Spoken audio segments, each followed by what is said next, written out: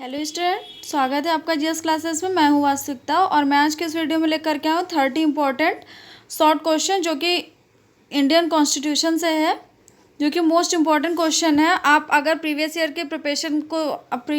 के पेपर को देख रहे हैं और अच्छी प्रिपरेशन कर रहे हैं तो आपको अंदाज़ा लग जाएगा कि ये क्वेश्चन बहुत ही इंपॉर्टेंट है। और स्टूडेंट, क्वेश्चन को आप वीडियो को पूरा देखिएगा क्योंकि जितने भी क्वेश्चन है वो मोस्ट इम्पॉर्टेंट क्वेश्चन है। और स्टूडेंट, वीडियो स्टार्ट करने से पहले आप वीडियो को लाइक और सब्सक्राइब करना बिल्कुल मत भूलिएगा। सब्सक्राइब करने के बाद बेल आइकन को ज़रूर प्रेस कर दीजिएगा। अगर वीडियो स्टूडेंट्स आप लोग पूरा नहीं देखते हैं तो नेक्स्ट स्टेप में मैं वीडियो लेकर के नहीं आऊँगी इंडियन कॉन्स्टिट्यूशन से। ये मैंने बुक से क्वेश्चन उठाए हैं प्रीवियस ईयर के, तो आप ये देख लीजिए। भारतीय संविधान का है और ये बुक से मैंने इसको डॉक से कॉपी किया था, तो इसलिए क्वेश्चन थोड़े कम दिखाई दे रहे हैं, लेकिन मैं बोल रही हूँ तो आपको सुनिए और क्वेश्चन को नोट डाउन करते चलिएगा।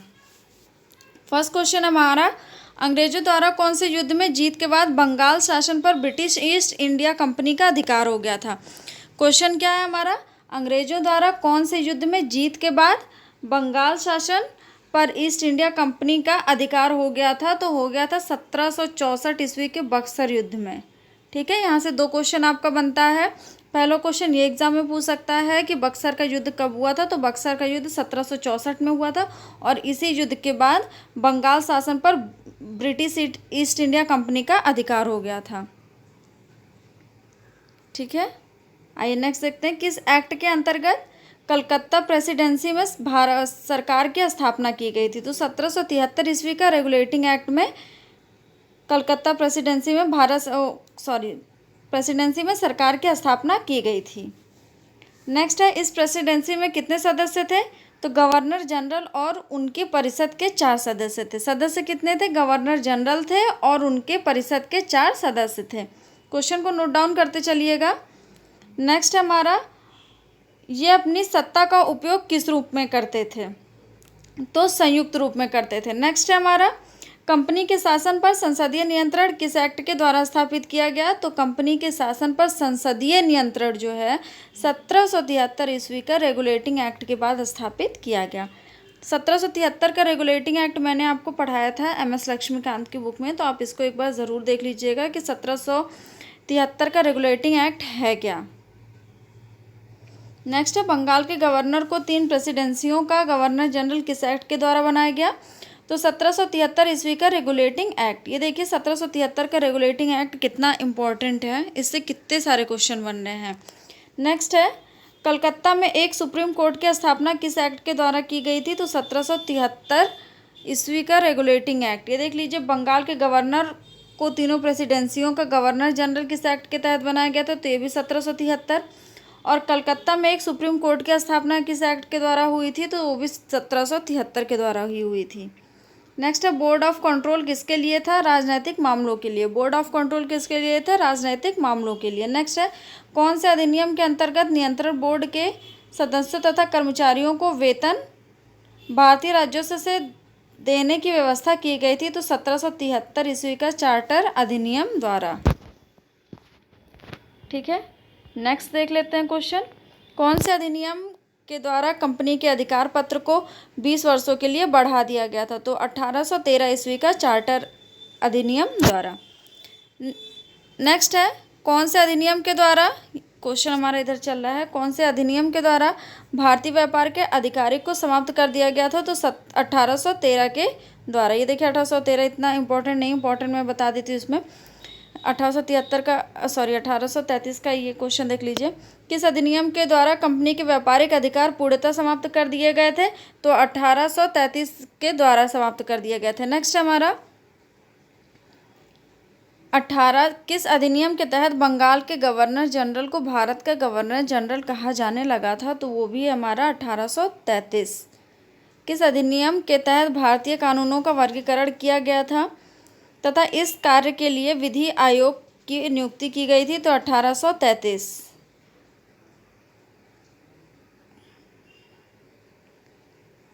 ठीक है, ये देख लीजिए, किस अधिनियम के अंतर्गत भारत का शासन कंपनी से लेकर के ब्रिटिश क्राउन के हाथों में सौंप दिया गया था। तो 1858 1857 की क्रांति के बाद की ये घटना है। ठीक है, नेक्स्ट है, किस अधिनियम के अंतर्गत शासन का अधिकार ईस्ट इंडिया कंपनी से ब्रिटिश क्राउन को हस्तांतरित किया गया था? तो 1858 चार्टर एक्ट के द्वारा। आइए नेक्स्ट देखते हैं, किसके अंतर्गत, इसके अंतर्गत कितने सदस्यों की भारत परिषद का सर्जन हुआ था? तो 15। नेक्स्ट हमारा, किस अधिनियम के अंतर्गत भारतीय मामलों पर ब्रिटिश सांसद का सीधा नियंत्रण स्थापित किया गया था? तो 1858।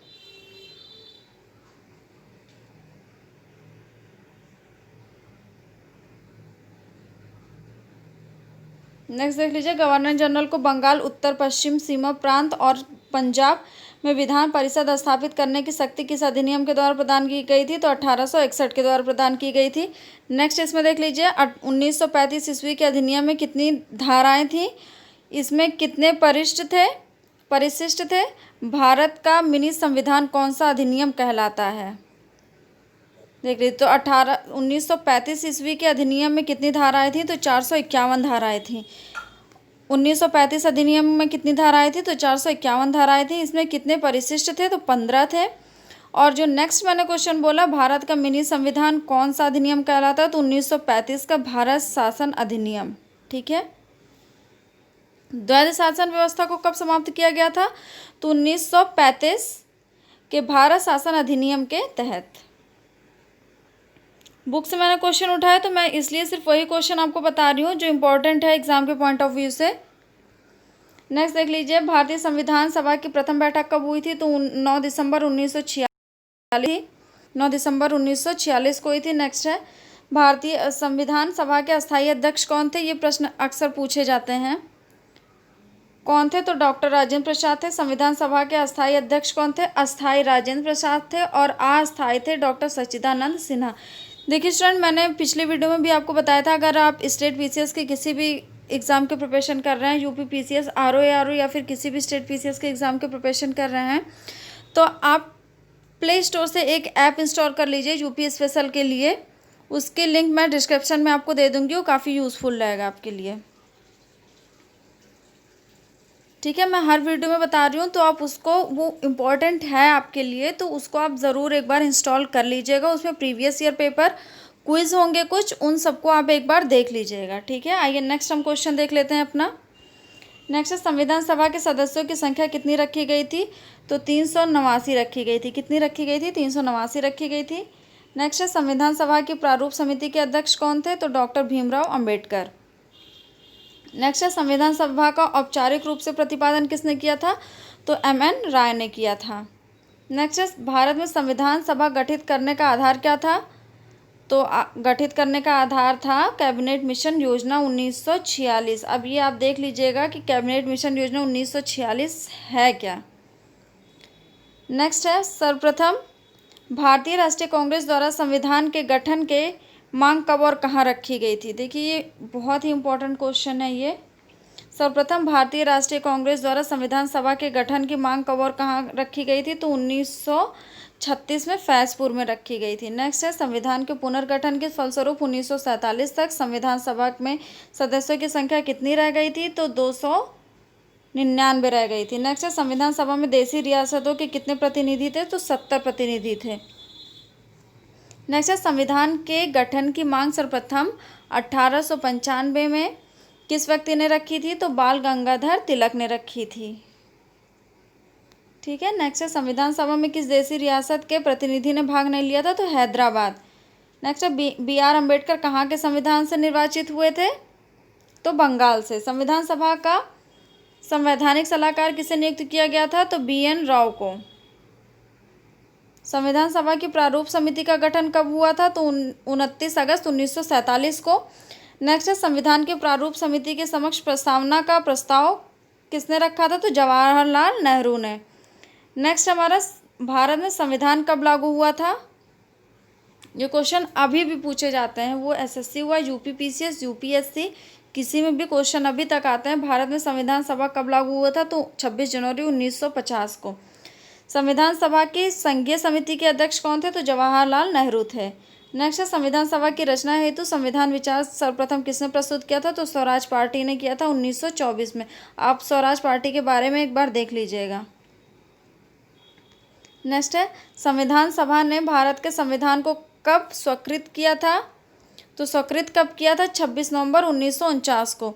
देख लीजिए क्वेश्चन में आप कंफ्यूज कहाँ पे होंगे। एक, संविधान सभा ने भारत के संविधान को कब स्वीकृति दी थी? तो 26 नवंबर 1949 को दी थी। और जो मैंने यहाँ पे क्वेश्चन बताया कि संविधान सभा लागू कब हुआ था? 26 जनवरी 1950 को। तो इसमें स्टूडेंट अक्सर कंफ्यूज हो जाते हैं। तो देखिए मैं वीडियो को यहीं पर ख़त्म कर रही हूँ। अगर आप वीडियो देखते हैं और वीडियो आपको समझ में आती है तो आप कमेंट बॉक्स में हमें लिख करके बताइए, तो इसके आगे के क्वेश्चंस मैं इसमें लाऊंगी। Okay, thank you.